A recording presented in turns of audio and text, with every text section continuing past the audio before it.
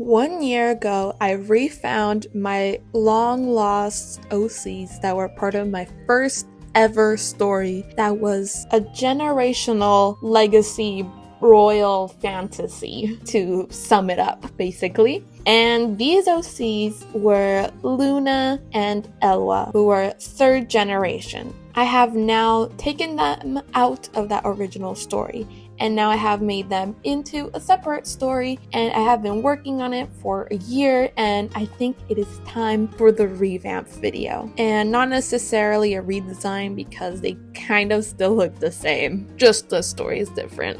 But before I tell you about their new story, here is a summed up lesson of their original story. Back in 2020, I made my first ever original story with OCs.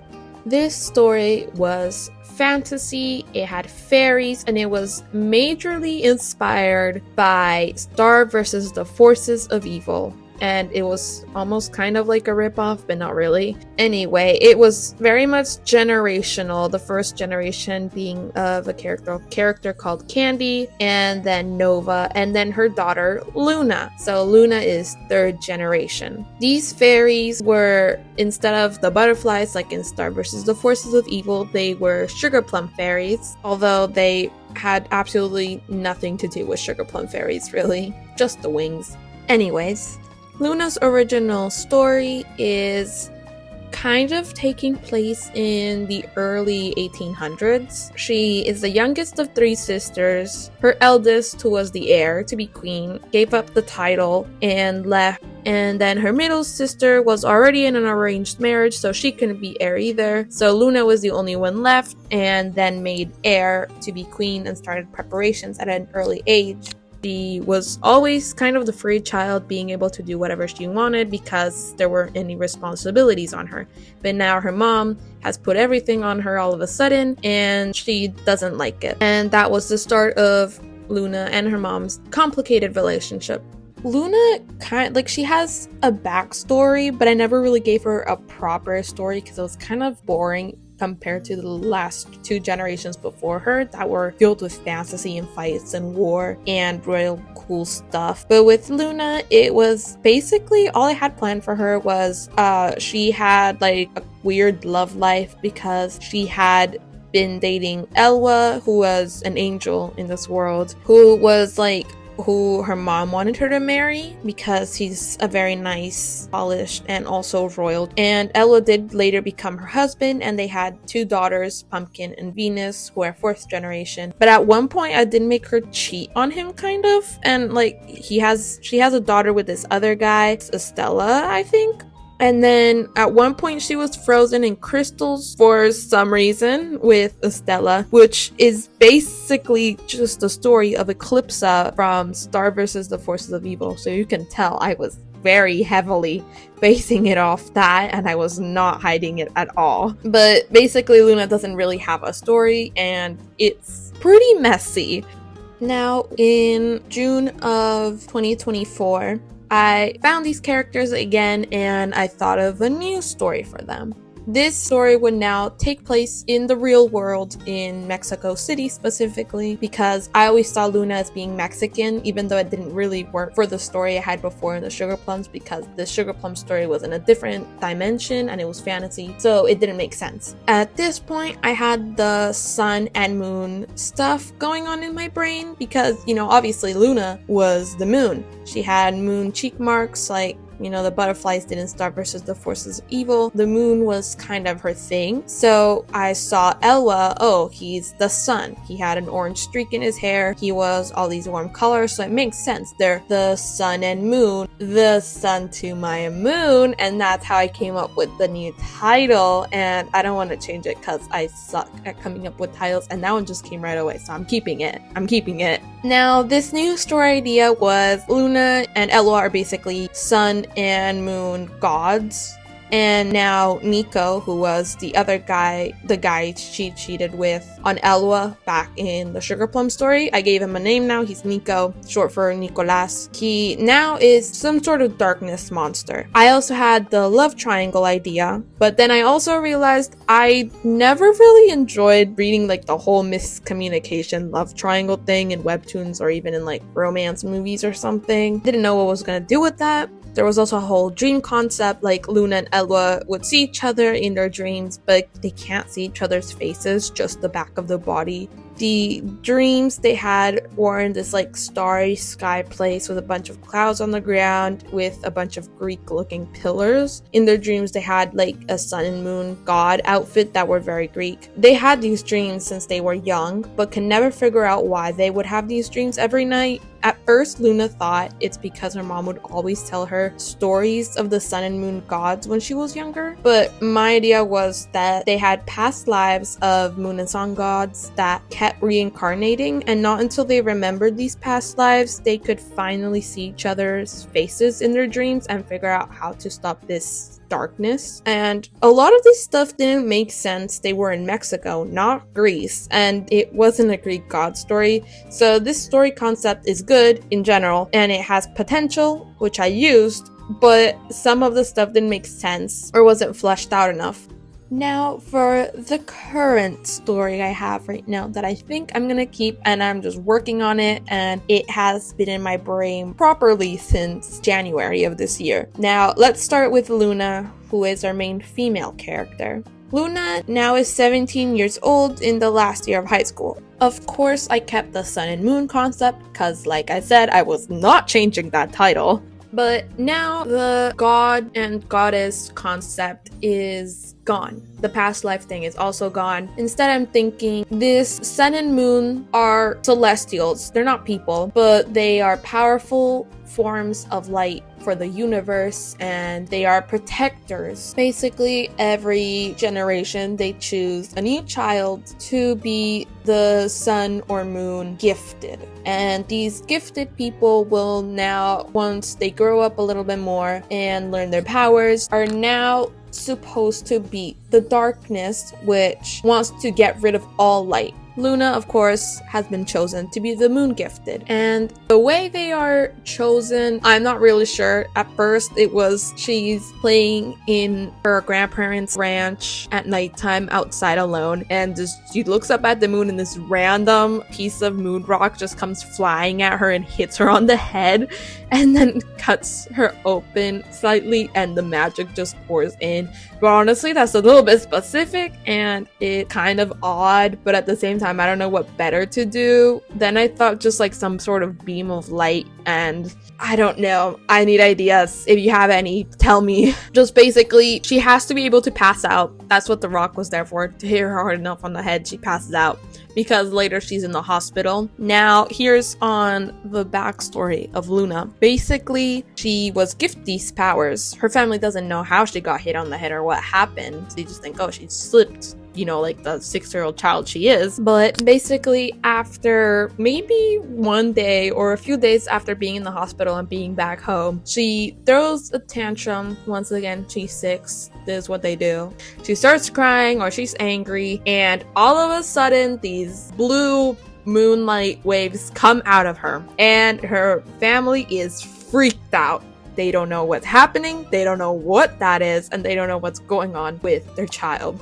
And instantly, right after those powers come out, bam, Luna on the floor again, passes out because these powers are too much for her. Family does not know what's going on, but they would know definitely not to go tell anyone because, I don't know, isn't it like obvious to know they're probably gonna use her as a science experiment perhaps? So what they do instead, because they have no idea what they're doing, once she wakes up, they tell her nothing happened. They don't tell her what happened. They just say, oh yeah, you just fell asleep, whatever. But they are worried and they don't know what's going on and they're freaked out. And basically this continues on for like maybe a week or a few days. They keep her from school because they don't want this to happen at school for her, because maybe they might take her away. So they're afraid for their child. They want to keep her safe, and they just keep on lying to her, or not even necessarily lying, just not telling her what happened, just that she fell asleep.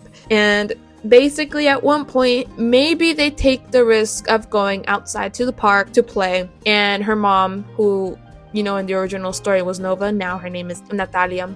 And basically Natalia's watching them, they're playing in the park, and this old lady comes up to her and asks her, oh, is that your child? And she's like, yeah. And this old lady's like, oh, she's a very beautiful child. I can sense the moon spirit strong in her, and passes Natalia a moon-shaped necklace, like a crescent moon necklace that's really like this moon rock sort of, but like white. And Natalia kind of knows what this means and is getting flashbacks, which I'll talk about later, but right now we're focused on Luna. Anyway, Natalia doesn't really know what to do with this, but she is told by the old lady, give this to her, it will help her, and the old lady just disappears. Natalia, not knowing what this is, just decides, alright, maybe this is a nice necklace, and she gives it to Luna, and they see at one point somehow that this necklace helps her not necessarily get rid of her powers, but it helps them be at bay. So now when she throws tantrums, there is nothing wrong. So they think, oh, this is gonna help her.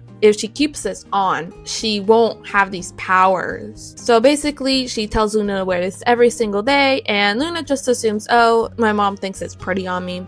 But really, the truth is it's just so she doesn't have any power tantrums of some sort. But this goes on for years, basically until the timeline of the story starts. But another important factor for her is when she's 15 years old on her quinceañera, her necklace, not sure if it should malfunction or it just falls off because she's having a fight with her sister, because a few days ago she accidentally hurt one of her sister's friends with her powers because probably her necklace wasn't on and she was emotional and it hurt her friend. So now her sister Liliana is angry at her and they're having a fight. Luna is vulnerable because after all of these years of being lied to and being told, oh, you just had a fight with someone or you were emotional, now she thinks of herself as this person that hurts people. So she's now become quite the opposite of what she was when she was a child. Before, she was like outgoing, sociable, happy, and now she's sort of shy, quiet, and keeps to herself. But they have a fight and somehow Luna's necklace falls off. Liliana's being mean to her, not necessarily mean, she's just calling her out. She's like, you're a monster, mom and dad are lying to you. And Luna doesn't want to hear this. She was trying to have a good day and she ends up having another emotional wave of moonlight or whatever go out very strongly, and this hits Liliana on the wall and probably just like breaks her arm or something, or fractures it. Luna, seeing this, she's freaked out. Obviously, before she can do anything about it, she passes out again on the floor. Now, when she wakes up, once again, she's lied to and just says, oh, Liliana just had a little accident. She broke her arm. Luna, you had nothing to do with this. But obviously, Luna feels like she did have something to do with this because, you know, she knows she forgets. So she feels like she did this because she thinks she hurts people. So this is like her, I don't know, traumatic experience that it's her guilt. Now, back to the main timeline of the story. By this point, Luna has changed personality-wise. She is tired of her parents not telling her the truth or her family not telling her the truth. She's kind of annoyed that they're always telling her to be calm and not able to feel things. So at this point, her personality is definitely different. She's a bit more confident and a bit more questionable of her family, but she's changed her personality in the way where she's decided to be more sociable and calm still, but more happy and outgoing, so then her parents worry about her less, quote unquote. And at this point, she has friends again. She's almost kind of like how she was when she was younger before the accident, except obviously on the inside she's still hurt and she still believes she hurts people. Now she definitely has friends and is a little bit happier. Now, how the story starts is she starts seeing this weird glowy orb thing that's blue and it floats, and she thinks she's just hallucinating again because she's she's seen some stuff in the past, but she just thinks, oh, it's just my imagination, you know, just like, oh, I forget things, I hallucinate things. So she doesn't think much of it. But then at one point after a fight with her parents, she goes out in the back after being told to calm down. So she's in the backyard, she's angry, and then she sees this orb thing again and it annoys her. So then she screams out and a wave of moonlight goes out again, or something happens with her powers that she sees it. And even though she has her necklace on, it still happens because it is time for the moon and sun prophecy that I'll talk about later. It is time for it to begin. So now it doesn't matter if she has the necklace on or not. Her powers need to show up because she has to be ready for battle. So she sees this and she doesn't pass out, so she remembers. And instead of telling her parents, she thinks, oh, this will just make them be more protective of me. And they're gonna be scared of me because I already hurt people. So now with these powers, they're gonna think I'm this crazy being. So she keeps this to herself and just thinks about it for like the rest of the night and into the next day. But basically that's Luna's new backstory and her at the start of the main story timeline. Now moving on to Eloi. Eloi, instead of just being a love interest, now is also a main character, and he is sun gifted. He was also chosen on the same day as Luna. With his, I didn't think how he'd be chosen like Luna's, because obviously there's nothing really physical about the sun that can come and hit him. So I guess that's where the light ray comes into place. But he also gets injured in some way and goes to the hospital. But his parents' reaction to it is much different to Luna's. He's an only child and his parents love him very, very much, and they raised him well and they're very accepting of him. It also takes a while for them to know that Eloi has powers, because these powers come out when they're emotional mainly, before they know how to control them. But Eloi has always been a very calm child and barely showed emotions like that. So once he finally did, they did freak out, but they handled it differently. Instead of lying to him, they decided to tell him what happened, and instead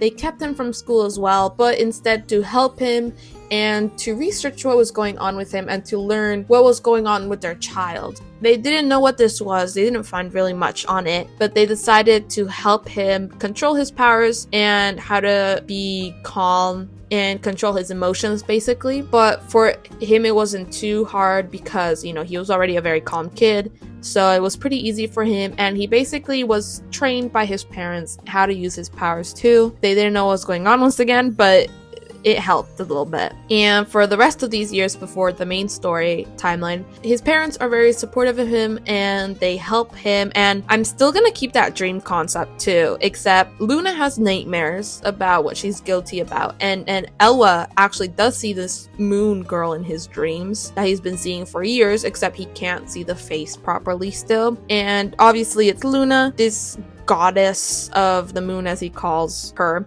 He always tries to draw her on paper after he wakes up to know what is going on and learn more about it, and his parents help him too to keep track of everything he sees so they can have a little bit more knowledge of what's going on with him. So they want to help him know what his purpose is as for having these powers and what's going on with him. By the time it's the main story timeline, he's starting as Luna's math and French tutor, so that's how they meet, and he senses this energy from her that's sort of like his, but he doubts himself because he's a very logical person, so he doesn't act until he's 100% sure. He also does notice that she looks a lot like the girl in his dreams, so that's adding more onto his suspicion. Now for Nico, I've actually worked on him the least, and that is because I don't really like him, but I have to work on him more because he is the main villain of the story, or the big villain. And I think for the origin story, what I'm gonna do is that in the past, a long time ago, when there was still Sun and Moon chosen ones, the purpose of them was not to defeat the darkness, because at the time, the darkness wasn't really a threat. At this time, they were more to lead the people of Earth specifically, because that is where the light is strongest, and they would help them and all would be peace. But at one point, someone, probably Nico, and the merged with the darkness because they were jealous of this light. They were jealous of the attention. They were jealous of the power. So they decided, I want to get rid of all the light in this universe. At this point, now they merged with the darkness, this human and the darkness together, and they were basically like darkness gifted in a way, but different. Now, because he was a threat, the sun and moon gifted people, now their purpose was to defeat this darkness. So now he had to fight against them to get to the moon and sun. And basically, I think what his powers would be is he can infect people with darkness. So he uses them as what they are called by Luna and Eloi are sombras, or by the people of those civilizations, they would call them sombras, which is where the darkness infects other people and controls them. And they're kind of like these shadowy creatures, and they have the powers of this darkness person, but very little. And they are mainly there to attack the sun and moon gifted. And over the years, no one has won. The sun and moon gifted people have not been able to defeat him, and he hasn't been able to defeat them because the powers have been pretty 50-50, and it has been going on for decades and centuries at this point. The darkness is also able to infect the celestials, but it's much easier to infect the moon because the moon is already half dark most of the time. It is half of darkness, and this darkness is good type of darkness, not like the darkness is type of darkness, if that makes sense. But it's much easier to infect this one, and if they're able to infect this celestial to 100%, they throw off all of lightness balance in this galaxy, I guess. That's why this darkness, aka Nico, is always usually aiming for the moon gifted, and that is why in the main timeline, in the main story, he aims for Luna. And the way he does this is he goes into his human form, and he knows a lot about humans because he was one at one point, and also because he's been studying them over the centuries. So he makes himself the classic, I don't know, bad boy, and he's the new kid in Luna and Elois's school. Basically, the way he tries to get Luna's trust is to date her. So basically, I brought the love triangle idea back, except it's not really one because Nico isn't really a love interest. He's just an obstacle in the way. Most of the time in a love triangle stories, you can't really tell at the time who the main female lead is gonna end up with. But here, that was never a question. Luna isn't even really gonna love him romantically. Like, this is her first relationship, and she doesn't really know how it's supposed to feel like, so she just assumes, oh, this is what love is supposed to feel like.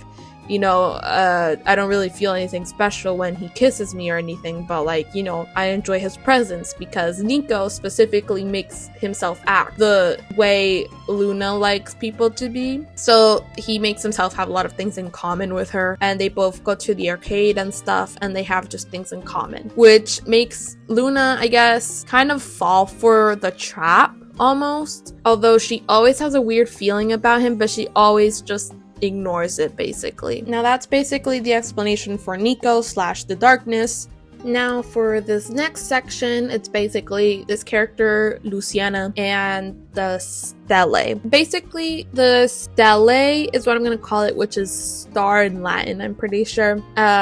It's for an ancient civilization that's basically Mayan inspired, so I can make it more Mexico based instead of that Greek idea I had before. And basically the civilization believed in the sun and moon gods, and that's where the moon and sun chosen were. That's where they live. That's where the center of light is, I guess. They believe in them, and they believe in the prophecy that at one point they will defeat this darkness. And basically, just like the Mayans and most of the natives after the colonization, there's very little left, but there's still people now in the real world like that in this story. And one of them is Luciana. Luciana is considered a witch in her school because since she was little, she would always talk about these said celestials, and everyone would think she was crazy. So they would start bullying her because she used to say a lot of things and bring like crystals or whatever, and that's very witchy of her, I guess. So kids started naming her the witch. They would call her the witch, and no one wanted to hang out with her. She became lonely. and she was sad and bullied and she didn't like it. So what she thought instead was, if they wanted a witch, I'll be one for them. I'll show them what a witch is. That's basically what she thought. So now she's known as the witch in her school, and she works dark clothes, but really she knows she's waiting for the sun and moon gifted, because like all Stellae, she knows that if at one point if they pop up and they're near her, she is meant to help and guide them in the prophecy. Basically, in the story, Luciana plays as the guide for Eloi and Luna to defeat the darkness. She comes with a lot of knowledge from the past because her family all believe in this and they tell stories, so she tells the stories to Luna and Eloi as well, and she's the one that gives knowledge of how to defeat this thing. Now for the friend group. I wanted to give Luna and Eloi friends that would eventually form into a friend group that would help them fight against darkness and essentially become a team. Like in most fictional stories where a group of friends fights against the big bad, that sort of thing, every person would play a different role in this group, like the protector, the jokester, the brain, etc. Starting off with Luna's friends, Valentina. Valentina is Luna's childhood friend. She's pretty quiet, but not necessarily shy. She has a twin named Catalina who would often hang out with her and Luna, although Catalina has always had a mean spirit and eventually became a popular mean girl wanting nothing to do with Luna or Valentina. Although she doesn't show much, Valentina is good with noticing emotions, and that's why she would play the role of the empath or the healer in the group once it's formed. Now, that was kind of like the only main friend Luna has. So now I'm going to move on to Eloi's friends. First off, we have Elisa, short for Elizabeth. Elisa is Eloi's childhood friend and next door neighbor. That's basically the closest thing Eloi has to a sister. They're very close, they spend a lot of time together. Personality-wise, they're also pretty similar. And Elisa is basically the mom of the friend group Eloi and her are in. She takes care of everyone and makes sure everyone does their homework. So she's the mom and the brains of the new friend group, and the old one as well. Next is Davi. Davi met Eloi in soccer practice and they saw each other in band as well because they both played trumpet, and that's when their connection really started because they got along pretty well. In high school, Eloi did try to make a small friend group with Elisa and Davi because they were both his best friends at the time, only to his surprise to find out they already both knew each other from a long time ago and they have beef. Eventually, Davi and Elisa straightened things up and realized they actually have a lot in common. By the start of the main story timeline, they even have other feelings growing between them. And in the new friend group, Davi plays as the protector. Now, the last friend is Juan. Juan met Eloi, Davi, and Elisa through band since he plays the bass. He kind of started following them around and they basically adopted him. He's the jokester and comedic relief, I guess. He has bad grades and a very mischievous personality, and Elisa uses the mom-like personality mainly for him. Elisa makes sure Juan does his homework and scolds him if he doesn't, basically. Now, for the plot, it's basically just Luna finding out she has powers and that she's always had them, apparently, although she doesn't learn that till later on. And finding another person like her, Eloi, who has similar powers, and they find out their purpose is to defeat this darkness monster of some sort, but to do it they have to go through a lot of challenges in the way. Obviously there's more details in between, but if I do end up making this a webcomic, I don't want to tell too many things because, just in case spoilers, those are the details you need basically. Anyways, thank you for listening to me talk about my OCs that have been stuck in my head for well over a year now. They're my favorites and I love them so much. Thank you for watching. If you really like this sort of video, please hit the like and subscribe button, and I'll see you in the next one. Bye!